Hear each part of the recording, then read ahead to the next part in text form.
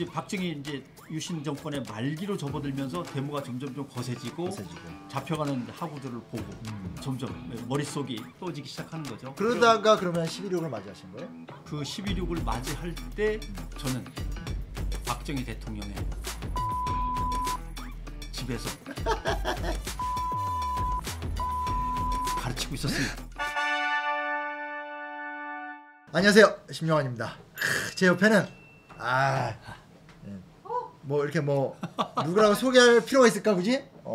변상욱 대기자님 모셨습니다. 선배님 반갑습니다. 안녕하십니까, 변상욱입니다.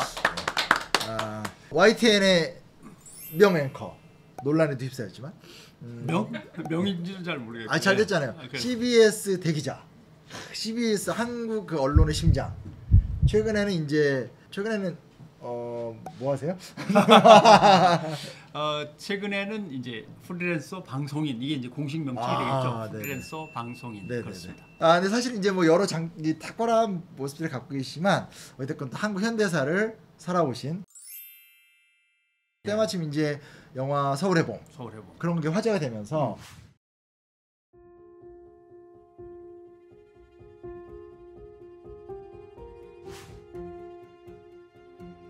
또 올해 또 김대중 대통령 탄신 100주년 이런 게 되면서 어떤 그 70년대 80년대 이야기를 좀 들어보자. 선배님의 1970년대는 어떤 시간이에요? 나이가 그때는 창창하셨죠? 저 같은 경우가 전형적인 박정희 키드입니다. 중고대를 다. 그렇죠. 박정희 시절에 다 초중고대죠. 초중고대. 그러네. 초중고대.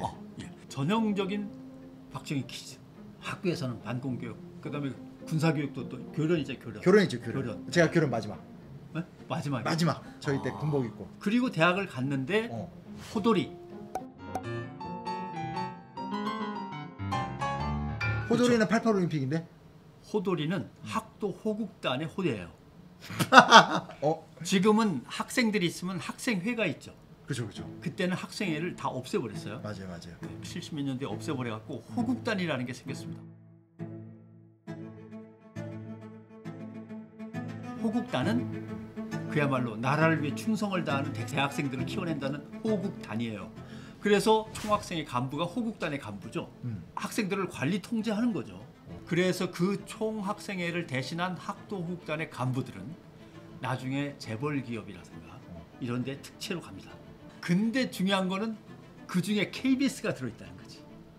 이건 의미심장하네. 학도 호국단 간부들은 KBS 특채가 많았어요. 야, 어떻게 학도 호국단 간부들을 그렇게 특혜를 주냐라고 하는데 사실 KBS에는 이미 경찰 출신, 공무원 출신, 군인 출신들도 다 들어가서 일을 했어요. 특채로. 이미. 그러니까 호국단 출신들은 거기에 그냥 얻는 건데 그 사람들을 우리가 호돌이라고 부릅니다. 호돌이. 우리가 알고 있는 그 귀여운 88 올림픽의 그건 뭐, 마스코트와 아무 상관이 없네. 그건 노태우 대통령 시절이고. 갑자기 생겨난 보수 세력 이런 게 아니에요, 방송사도. 근데 방송사가 그렇게 운영됐다는 건 좀 놀라운. 선배님 대학생 때라는 게 유신 말기인데 그때 뭐 하셨어요? 그때는 모범생이죠. 뭐 1학년 때는 데모 같은 거 생각도 안 했고 또 합창반이었어요. 합창반이요? 다른 동아리하고 다른 게 합창반은 소프라노만 30명이야. 내가 다닌 대학교는 미대 음대가 없어요 또. 그래서 갔구나. 아무튼 그래서 합창반이었는데 그러면서 서서히 돌죠. 생각이 이제 돌아가기 시작하는 거죠. 개신교에서 유신 철폐, 독재 철폐에 대한 엄청난 저항 운동이 있었는데 학교로 전달이 안 돼요. 학도 호국단이 다 막고 있으니까. 그게 도대체 밖에서 학생들이 나가서 무슨 저항 운동을 벌이다 어떻게 피해를 입는지에 대해서 아무런 정보가 없어요. 왜냐하면 74, 76을 거치면서 민청학년 인혁당 사건을 거치면서 워낙 컸죠. 모든 대학에 있는 운동권 조직은 다 파회돼서 없어요.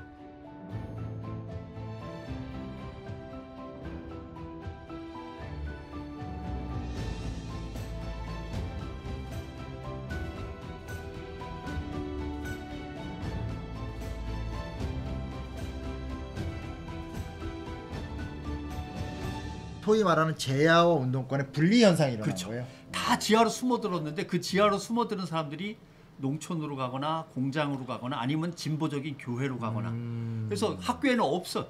그러니까 소식이 전달이 안 돼. 아. 근데 이제 박정희 이제 유신 정권의 말기로 접어들면서 데모가 점점 좀 거세지고 잡혀가는 하구들을 보고 이러면서 점점 머릿속이 텅 비었다가 다시 다른 걸로 채워지기 시작하는 거죠. 그러다가 그러면 11.6을 맞이하신 거예요? 그렇죠. 그 12.6을 맞이할 때 저는 박정희 대통령의 신복 부하의 집에서 입주 가정교사로 그 딸과 아들을 가르치고 있었습니다. 아, 그리고 이렇게 맨날 자랑스럽게 어디 가서 계속 그 얘기를 해요. 아니 뭐 근데 어떻게 뭐 숨길 수 있는 것도 아니잖아. 신복 누굽니까? 신복 많잖아요. 그레이드가 어떻게 돼요? 뭐 이름을 대면 좀 그렇고. 뭐 유정애. 아니야. 아니야? 유정애 소속인 건 분명하고. 5.16 군사 반란 때 박정희 대통령 앞에서 권총을 뽑아들고 한강 철교를 건넜던 사람이다. 이렇게 아시면 되고. 그러면 그거는 정말 거의 5.16 군사 반란 때 부상을 입은 유일한 장교. 높은 과외비. 아 그렇죠. 얼마 받으셨어요? 기억이 잘 안 나는데. 기억이 잘 안 나는데. 20만 원 받았던 것 같은데. 그때? 엄청나게 받은 거 아니야? 그때 대학교 등록금이 막 되게 대학교 등록금이 한 30만 원 됐는가? 그럼 한 달에 20씩 받았다는 거 아니에요? 그렇죠. 그랬던 것 같아요. 그럼 등록금도 내고도 뭐 생활비하고 등록금하고 고향에 가서 뭐 좀 이렇게 거들어드리고. 그렇죠. 그게 1년이었죠. 1년간? 79년? 79년. 근데 11.6이 갑자기 땅 터는데 그날 뭐 집사람하고 종로 3가에서 데이트하기로 돼 있던 날인데. 집사람이요? 아내하고. 여자친구? 여자친구. 집사람 하면 이상하잖아요. 안 바뀌어갖고. 안 바뀌어가지고. 바뀌었어야 되는데 안 바뀌었나? 그래서 데이트하러 나가서 영화를 보려고 했다가 갑자기 호해가 뿌려지고 막 그래서 이거는 뭐 데이트 끝내고 들어가도 될 거지만 나는 이미 신분이 그렇지 않잖아요. 그 집에 가정교사잖아. 가정교사가 뭔데? 그래도 거기서 먹고 자고 하는 사람인데. 본인... 가신 아니야 가신. 무슨 본인이 이렇게 느끼셨다는 거죠? 이건 나도 들어가 봐야 될 일이다.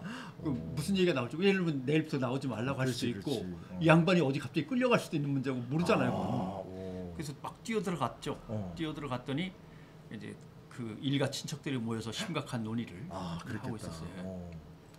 그때 이미 공화당 내에서는 약간의 정풍운동의 기미가 보였어요. 그 박찬종을 중심으로 한 공화당은 이래서 이건 완전히 국민들한테 버림받습니다. 뭔가 새롭게 거듭나야 됩니다라는 세력들이 이미 스멀스멀 기어오르고 있을 때고 한쪽에서는 박정희 대통령의 이 억울한 죽음을 계속 끌고 나가서 박정희의 뒤를 잇는 제2의 박정희 공화당으로 그냥 가는 게 낫다. 포스트 유신. 어느 쪽을 선택할 것이냐. 아니면 김종필을 차라리 찾아가서 뭔가 그쪽. 그럴 수도 있겠네. 새로운 대안이라면 김종필밖에 없는 거 아니에요? 이런 식. 그런 논의들이 막 벌어지고 있는 광경을 이제 보고 그러다가 이제 결국 휴학계를 내고 뭐 더 이상은 뭐 서울에 남아 있을 이유도 없는 거고 군대를 먼저 갔다 오는 게 낫겠다. 그때는 그래서 휴학하고 군대 가는 게 유행이었어요. 그 학번에 그 시기에 10월, 11월 그때. 근데 이제 좀 늦게 냈죠. 근데 군대를 간 게 좀 애매했어요. 왜냐하면 10월, 11월에 눈치껏 미리 냈어야 되는데 우선징집원과 휴학원 같은 거를 휴학원 낸 다음에 우선징집원을 이제 순서대로 밟아내다 보니까 12.12가 그러니까 꽝 터진 거죠. 그러니까 모든 병역 행정이 중단돼 버려요. 아 진짜? 그러니까 군인을 모집하지 않아요. 일단 군대에 관한 모든 업무가 올스톱돼 있으니까. 아 진짜? 그래서 그것이 정리되고 3월쯤에는 가겠지 했더니 그때도 좀 늦어지더니 5월에 봄이 시작된 거 아니에요? 그때 벌써. 그렇죠. 그러니까 군인들과 경찰들은 이 민주화 열기를 어떻게든 진압해야 되는 그 비상사태에 들어가 있으니까 또 병역 행정이 다 스톱. 그 다음에 5.18이 뻥 터진 거예요. 그럼 언제 군대 가셨어요? 휴학 8월 달에 간 거예요 결국 군대를. 그럼 그때 뭐 하셨어요? 혹시 그러니까, 저기 유시민 작가님과 같이 그렇지 나란히 간 거죠. 서울역에 같이 계시고 그런 건 아니고? 서울역에 그때는 못 갔어요 내가. 왜냐하면 11월 말에 휴학을 하고 12월에는 가겠지 했는데 12.12가 터졌잖아요. 못 갔지. 고향집에 내려가서 가끔 우리 집에 슬쩍 피신 오는 놈들하고 이제 놀고 있거나 충북대학에 가서 데모 좀 하다 집에 오거나 뭐 이러고 있었는데 그래서 집 전화로 이제 연락 오는 걸로 서울 소식이 들었는데 심상치 않다는 얘기만 들었는데 그때 학교의 민주화 세력의 그 어떤 나름대로 핵심이라고 할 수 있는 신문사, 방송사 등등등 주요 서클의 핵심들이 이대 대강당에 모였어요. 이대 대강당에 모였는데 군인들이 창문을 깨고 들어온 거죠. 그래서 잡혀가고 난리가 났어요. 서울역 회군이 그때 딱 이제 벌어지죠. 그 다음 날인가. 서울여고군이랑 이제 10만의 대학생들이 일단은 서울역을 꽉 메웠다가 철수하자. 이제 여기서 돌아가자. 왜냐하면 우리가 여기서 더 거칠게 나가거나 더 거세게 나가면 군인이 들어올 수밖에 없다. 명분을 준다. 탱크가 들어오면 어차피 다 다치고 민주주의는 민주대로 여기까지 이만큼이라도 왔는데 다시 박정희 초기로 갈 수 있다. 그게 저기 국민의힘 심재철 총학생회장일 때 심재철 회장님의 영도력 하에 우리가 거기서 뒤로 돈 거죠. 그럼 그 학생 조직은 그 79년 그때 다시 급조된 거예요? 급조된 거죠. 그러니까 총학생회가 없이 학도 호국단은 관변 조직이니까. 그러니까. 근데 서울의 봄으로 막 가면서 제야 정치인들이 이제 본격적으로 등장해서 김영삼, 김대중 등등 제야 정치인들이 다 올라오고 정당을 만들 준비들을 하고 제야 인사들이 제야의 민주화 운동 세력들을 다 규합해서 거기에 이제 힘을 실어주려고 하는 그 찰나니까 학생들도 이제 조직을 따로 해야죠라고 하면서 학생협의회가 이제 하나씩 결성되고 오늘 유시민 작가는 복학생들도 이러고 있을 수는 없지 않냐. 과거에 그래도 경험과 어떤 뭐 나름대로의 능력치들이 쌓여 있는 사람들이니까 복학생 협의회도 빨리 만들자. 후배들이 저렇게 나서는데 복학생도 힘을 보태야지 하면서 복학생 협의회를 만들어서 그 대표를 이제 유시민 작가가 맡고 이러면서 이제 진행되던 건데 거기서 이제 서울의 봄이 회군하면서 적당히 끝나버리고 바로 5.18로 넘어가니까 비상계엄 확대되고 비상계엄에서는 뭐 아무것도 못하는 거니까 그렇죠. 밖에 나오질 못하는데요. 뭐. 아예 못 나와. 밖에 뭐 함부로 나와서 이렇게 여러 명이 우우하고 돌아다니질 못해. 바로 왜냐하면 군들이 쫙 깔리고 경찰이 쫙 깔려서 불신 검문이 워낙 많으니까 거기서 그냥 이게 2명이 가는 게 아니라 혼자만 가도 딱 봐도 대학생이면 무조건 잡아가지고 가방을 털어라, 주머니를 뒤져보자. 뭔가 이거 설명해봐라. 설명 못하면 일단 경찰서로 가야 되니까. 개인적으로라도 대학생 티가 나면은 함부로 못 다닐 때니까 뭐 밖에 나와서 무슨 단체 활동을 하거나 그런 건 어렵죠. 그랬던 거죠. 운동권 세력은 다 파회돼가지고 애초에도 좀 급조된 측면도 공장, 있고 농촌, 교회, 사회 복지단체 또는 사회교육단체 같은 데로 싹 스며들어서 거기서 이제 자기들끼리 몰래 움직이고 모래판에 물스미듯이 스며들었는데 근데 그 지역에 어떤 뚜렷한 어른들이 계시면 그분들을 중심으로 뭉치는 경향이 있었어요. 그게 부산, 마산이고 광주 두 군데예요. 어른이 있다는 게 무슨 말이에요? 예를 들면 진보적인 교회 목사님들이 계셔. 뭐 문익환이라 그 지역에. 서울은 너무 넓고. 그렇죠. 문익환 정도 뭐 전국구니까. 전국구고. 지역에 뭐 오랫동안 시민들과 함께 해오신 뜻있는 목사님들이나 뜻있는 출판사 사장님이나. 야 요즘에 진짜 내 주위에 출판사 돈 벌 생각밖에 없는데. 또는 교육계의 어른이라든가. YMCA 같은 사회운동단체 YMCA 진짜 오랜만에 그런 어른들이 계신 곳은 이 일반 사회 각계에 퍼져 있던 민주화운동 세력 경험자들이 뭉치기가 좋은 거죠. 단위가 만들어질 수 있어요. 그렇죠, 맞아. 단위가 그러니까 광주에서는 그게 된 거예요. 광주에서는 전남대, 조선대만 갖고 되는 게 아니고 전남대, 조선대 학생들은 시위하러 나왔다가 군인들한테 얻어맞고 피 흘리면서 넘어지고 그것을 본 다른 세력들이 뭉칠 수 있는 여건은 광주의 교회나 뭐 송백회인가 여성 단체도 있고 유명한 그다음에 들불야학이라든가 그다음에 거기서 나오는 그 찌라시 회보들 이런 것들 윤상원 여사 막 했던. 근데 이게 되게 광주를 주목하는데 사실은 부산, 마산도 그랬던 거죠. 원래 또 부마 민주항쟁을 했잖아요.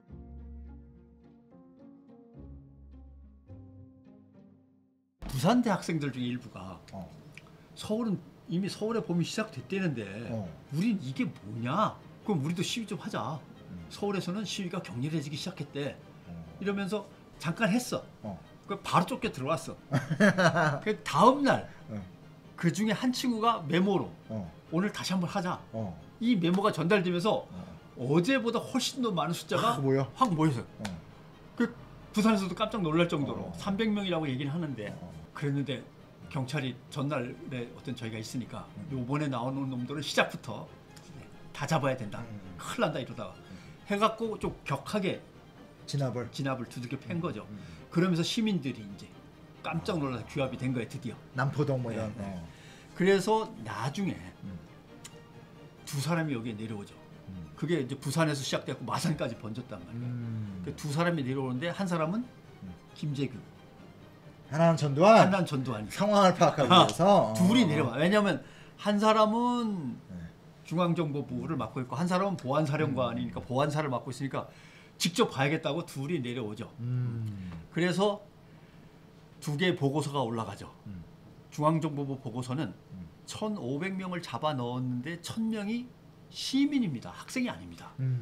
이 시민들이 이미 민주화 시위에 완전히 편입돼 들어왔고 사회 밑바닥에 깔려있는 사회 불만 세력들, 가난하거나 공장에서 일하다가 뭐 잘렸거나 이 사람들까지 이제 확실하게 규합이 되면 이거 큰일 납니다.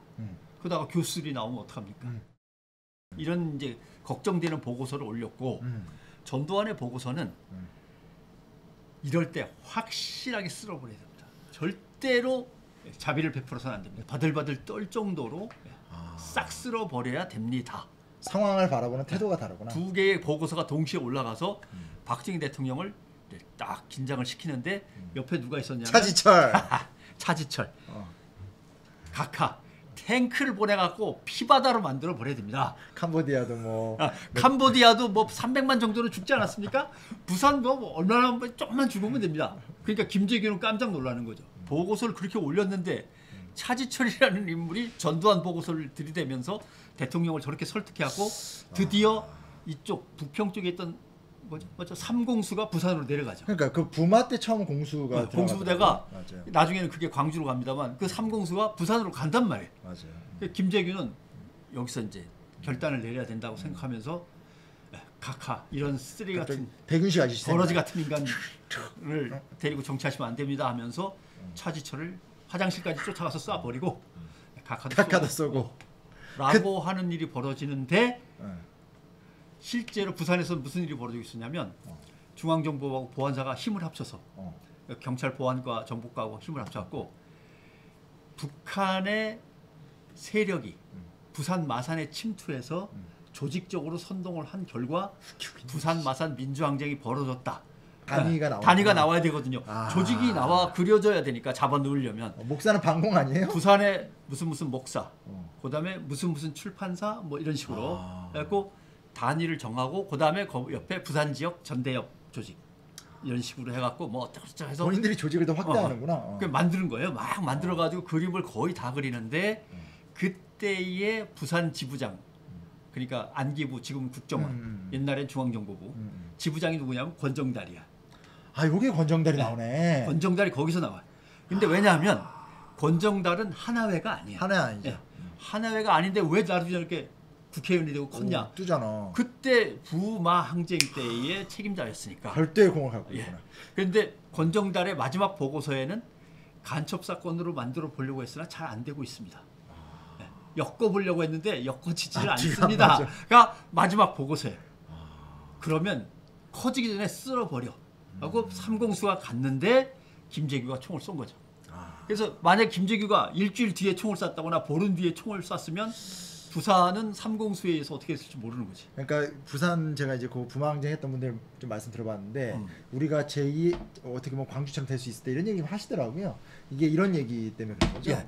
그러니까 전두환은 그때 쓸어버리려고 했는데 박정희 대통령이 사망하면서 뭐 그냥 흐지부지 되고 자기는 바로 12.12를 획책하고 12.12에서 자기의 이제 군사 어떤 정권을 그치. 이제 상황이 더 잘 됐어 이렇게 보는 거지. 근데 뭐. 광주가 딱 터지니까 내가 79년 10월에 못했던 거를 니들한테 한번 해보지 하면서 말을 또 그렇게 하세요.